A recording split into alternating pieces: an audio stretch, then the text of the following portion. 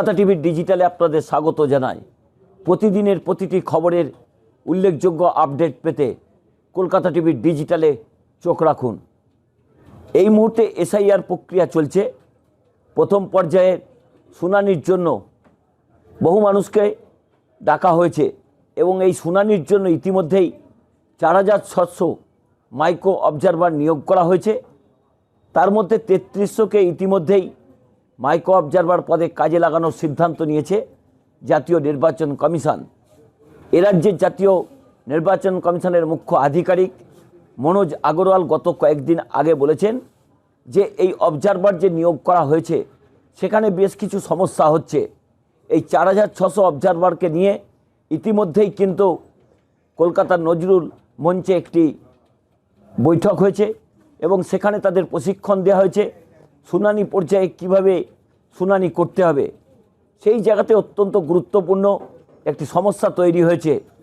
এই micro observer যারা নিয়োগ হয়েছে তারা কিন্তু ইতিমধ্যেই বেশ কিছু পদত্যাগ করেছেন। সেই সংখ্যাটাও প্রায় 1000 ছাড়িয়ে গেছে। তা নিয়েও কিন্তু বেশ কিছু হাস্যকর বক্তব্য উঠে আসছে। কারণ যারা আবেদন করেছেন, যারা এই মাইক্রো অবজারভার পদে থাকতে চান না বলে ছুটির আবেদন করেছেন, তাদের মধ্যে বেশ কয়েকজন আবেদন করেছেন নববিবাহিত, তারা মধুচন্দ্রিমায় যাবেন বাইরে, সেই জন্য তারা এই মাইক্রো অবজারভারের কাজকর্ম করতে পারবেন না।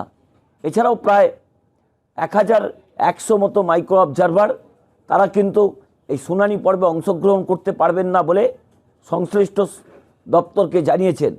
এরা সকলেই রাষ্ট্রায়ত্ত সংস্থা থেকে তাদের নিয়োগ করা হয়েছে। যার মধ্যে 4600কে নিয়োগ করা হলেও 3300 জনকে মাইক্রো অবজারভার পদে কাজ করানো হচ্ছে এবং বাকি যারা রয়েছেন তাদের কিন্তু রিজার্ভে রাখা হয়েছে। প্রয়োজন অনুযায়ী তাদের কাজে লাগানো হবে।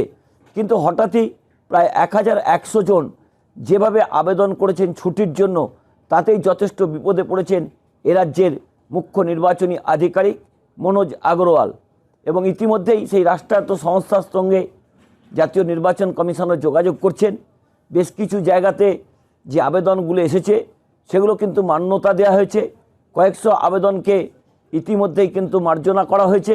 বাকি যারা আবেদন করেছেন তাদের আবেদনগুলোকে খতিয়ে দেখছে জাতীয় নির্বাচন কমিশন। কারণ তৃণমূল কংগ্রেস নেত্রী মমতা বন্দ্যোপাধ্যায় ইতিমধ্যেই কিন্তু উষ্মা প্রকাশ করেছেন এবং তীব্র কটাক্ষ করেছেন। তিনি বলছেন উত্তরপ্রদেশ, গুজরাট থেকে অফিসারদের নিয়ে এসে মাইক্রো অবজারভার করা হচ্ছে, কারণ নির্বাচনকে প্রভাবিত করার জন্যই জাতীয় নির্বাচন কমিশন এই ঘটনাগুলি ঘটাচ্ছেন।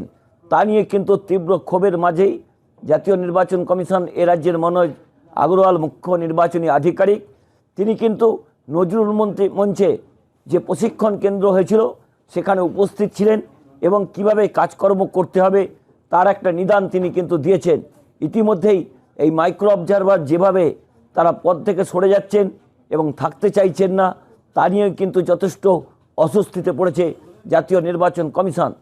এখন দেখার অন্য যে রাজ্যগুলোতে এখন এসআইআর প্রক্রিয়া চলছে সেখানে কিন্তু এই মাইক্রো অবজারভার এখনও পর্যন্ত নিয়োগ করা হয়নি।